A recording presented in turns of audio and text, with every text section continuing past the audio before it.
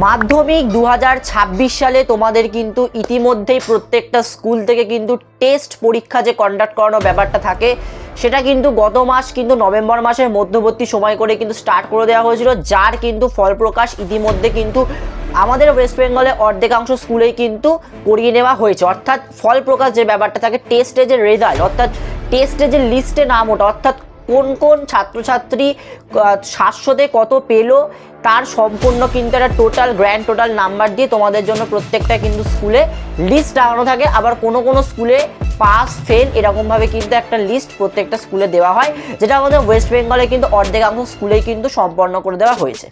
এরপর পড়ে রইল হচ্ছে তোমাদের মাধ্যমিকের যে মেন পরীক্ষা, যেটা কিন্তু 2রা ফেব্রুয়ারি থেকে স্টার্ট হতে চলেছে, সেই পরীক্ষাটা নিয়ে ভাবনা চিন্তা। অর্থাৎ তোমাদের কাছে সর্বমোট মিলিয়ে এখনো 2 মাস মতো কিন্তু সময় রয়েছে।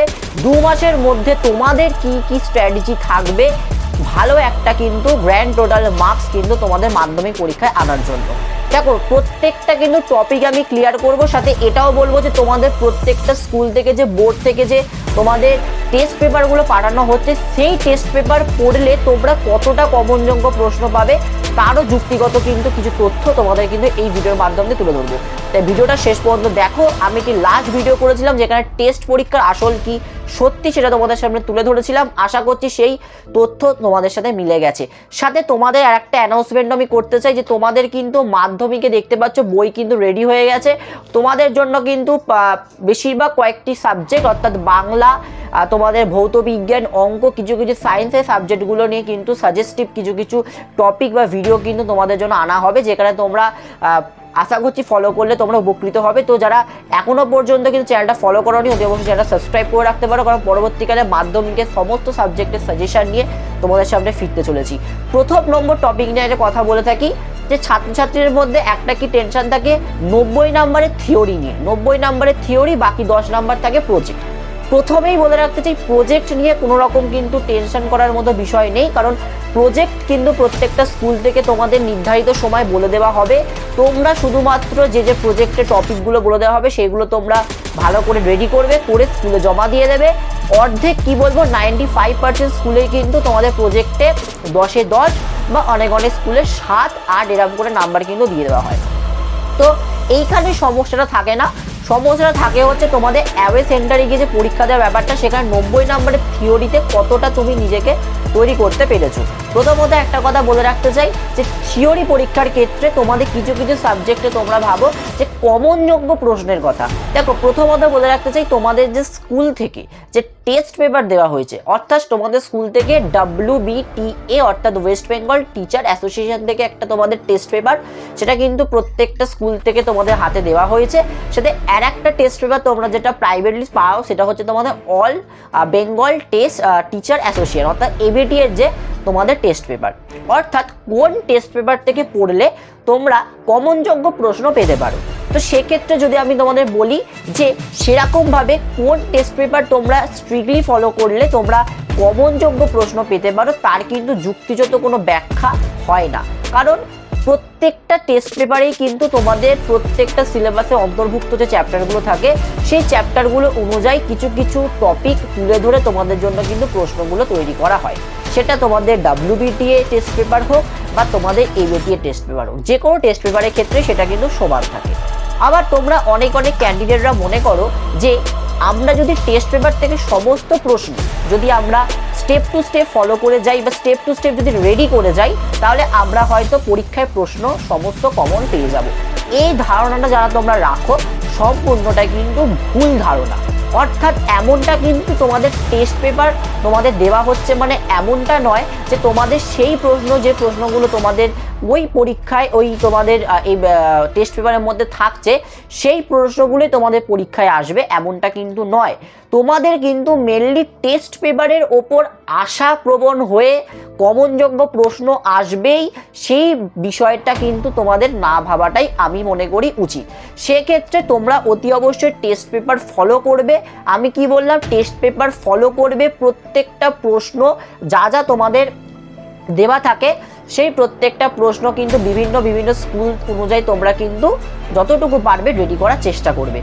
সর্বক্ষেত্রে যেটা তোমাদের প্রত্যেকটা ক্যান্ডিডেটদেরই সাজেস্ট করি, যারা একদম কিন্তু অ্যানশিওর রয়েছে বা যারা কিন্তু খুবই সিনসিয়ারভাবে মাধ্যমিক পরীক্ষাটা দিতে চায়, তাদের প্রত্যেকজনকেই বলতে চাই যে তোমরা কিন্তু স্ট্রিক্টলি কিন্তু বই ফলো করো।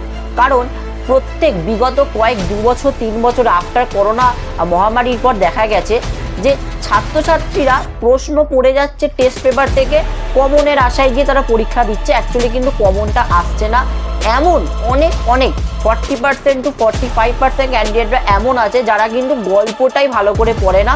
শুধুমাত্র যেমন বাংলার ক্ষেত্রে বলি, বাংলার ক্ষেত্রে তারা গল্পটা ভালো করে পড়েই না, শুধুমাত্র সারসংক্ষেপ পড়ে, সারসংক্ষেপ পড়ে কিন্তু পরীক্ষা দিতে চলে যায়। এমন অনেক ক্যান্ডিডেটরা যারা ভৌত বিজ্ঞানের সাবজেক্ট বা জীবন বিজ্ঞানের সাবজেক্টে কিন্তু অর্ধেকাংশ কনসেপ্টই ক্লিয়ার করে না এবং তারা পরীক্ষা দিতে চলে যায়। কেন পরীক্ষা দিতে চলে যায়? কারণ টেস্ট পেপারে সেই প্রশ্নটা রয়েছে, অর্থাৎ সেক্ষেত্রে হয়তো পরীক্ষা যদি প্রশ্নটা আসে আমরা করে আসতে পারবো। তো যারা এই ভাবনা চিন্তায় পরীক্ষা দিতে যাবে, এই ভাবনা চিন্তায় কিন্তু পরীক্ষা দিতে যেও না। কারণ বিগত কয়েক বছরে কিন্তু বাংলার ক্ষেত্রে, সচরাচর বাংলার ক্ষেত্রে বেশিরভাগ সবাই কিন্তু সহায়িকা বা টেস্ট পেপার ফলো করে থাকে। বিগত কয়েক বছরের একদম এক্সপিরিয়েন্স থেকে আমি বলছি যে তোমাদের কিন্তু প্রশ্ন একদম কিন্তু ঘুরিয়ে করা হচ্ছে। অর্থাৎ তোমাদের ভাবো, সাপোজ বাংলা পরীক্ষায় তোমাদের একটা গল্প রয়েছে, সাপোজ ধরো জ্ঞানচক্ষু বা তোমাদের প্রবন্ধ, হারিয়ে যাওয়া কালিকলম, এই সমস্ত যে তোমাদের টপিকগুলো রয়েছে, ভাবো সেখান থেকে ভেতরের কোনো একটি লাইন তুলে দেওয়া হলো এবং তার পরিপ্রেক্ষিতে তোমার কাছে কিন্তু সেই প্রশ্নটার অ্যান্সার চাওয়া হলো। তখন কি হচ্ছে যে তোমরা হয়তো ভেতরটা ভালো করে পড়ে যাওনি, গল্পটা ভালো করে পড়ে যাওনি, বা ভৌত বিজ্ঞান জীবন বিজ্ঞানের ক্ষেত্রে কনসেপ্ট ক্লিয়ার করে যাওনি, বা উপপাদ্য বা যে কোনো অঙ্কের তোমাদের সলিউশন তোমরা ঠিকঠাক করে যাওনি।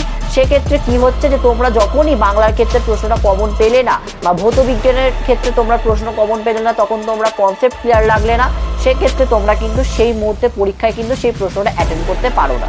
সেই জন্য তোমাদের একটা কথা বলে রাখতে চাই যে তোমরা যারা একদম মাধ্যমিক পরীক্ষা নিয়ে যারা সিনসিয়ার রয়েছে বা যারা মডারেটেড যাদের প্রিপারেশন রয়েছে, তোমাদের আমি একটা কথাই সাজেস্ট করব যে 90 নাম্বার যে থিওরি থাকে, যদি তোমরা একটু খুঁটিয়ে যদি তোমরা বইগুলো পড়ো, অল সাবজেক্টস যদি তোমরা বইগুলো পড়ো, আমি আশা করছি তোমরা কিন্তু 60 to 90% মধ্যে মার্কস পেয়ে যাবে। অর্থাৎ অধিকাংশ ক্যান্ডিডেটরা যারা একটু ভালো করে নিজের প্রিপারেশনটাকে রাখে, তারা কিন্তু মাধ্যমিকে সবাই কিন্তু টোটাল সর্বমোট 100তে কিন্তু 60, 70, 80 করে পায়। সেক্ষেত্রে যারা স্ট্রিক্টলি বই ফলো করে তারা কিন্তু 90, 85, 85, 80% স্টার মার্কস নিয়ে তারা কিন্তু বেরোয়। সেক্ষেত্রে তোমাদের একটা কথাই বলবো যে টেস্ট পেপার ফলো করলে যে কমনযোগ্য প্রশ্ন পাওয়া যাবে বা টেস্ট পেপার ফলো করেই আমরা 100% পরীক্ষায় বসে যাব, এমনটা কিন্তু নয়।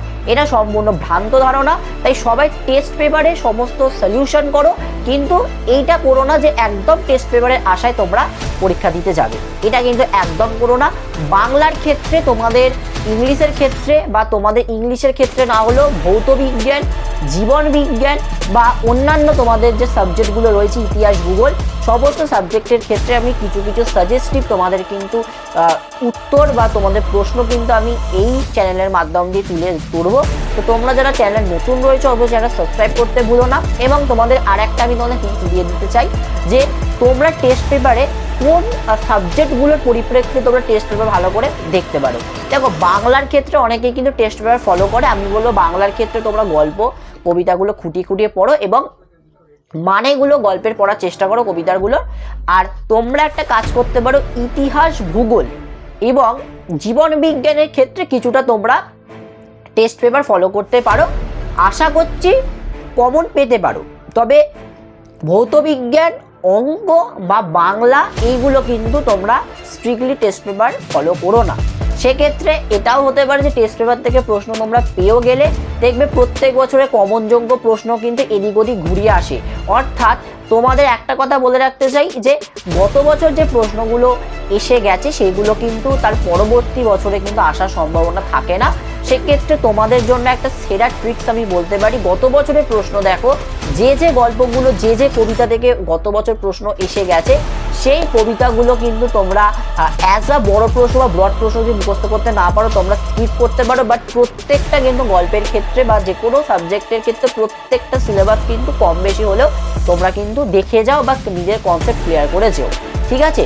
সেক্ষেত্রে গত বছর যে প্রশ্নগুলো এসে গেছে এই বছর কিন্তু আসার চান্স থাকে না। হ্যাঁ, তবে কিছু কিছু ক্ষেত্রে কিন্তু গত বছরের পরীক্ষাও কিন্তু মানে গত বছরের প্রশ্ন কিন্তু রিপিট হয়ে যায়, তবে সেটা খুব কম সময়ই হয়। সেক্ষেত্রে ভাবনা চিন্তা করো, ভালো করে 2 মাস সময় আছে, মানে এনাফ টাইম মাধ্যমিকের জন্য। তাই টেনশন করার কোনো বিষয় নেই, প্রশ্ন তোমরা কমন পাবে যদি ঠিকঠাকভাবে ভালো করে পড়াশোনা বা কনসেপ্ট ক্লিয়ার করে যাও। পরবর্তী আমি ভিডিওর মাধ্যম দিয়ে তোমাদের সামনে আমরা কিন্তু তোমাদের প্রত্যেকটা সাবজেক্টের সাজেস্টিভ ওয়ে বা কনসেপ্ট ক্লিয়ার করার জন্য সাজেশন আমরা নিয়ে ফিরছি। আজকের জন্য ভিডিওটা এইটুকু। সবাইকে বেশি বেশি করে ভিডিওটা শেয়ার করো যাতে তোমার কোনো বন্ধুরা ভীতগ্রস্ত না হয়। তার জন্য এইটুকু, সবাইকে জানাই অসংখ্য অসংখ্য ধন্যবাদ।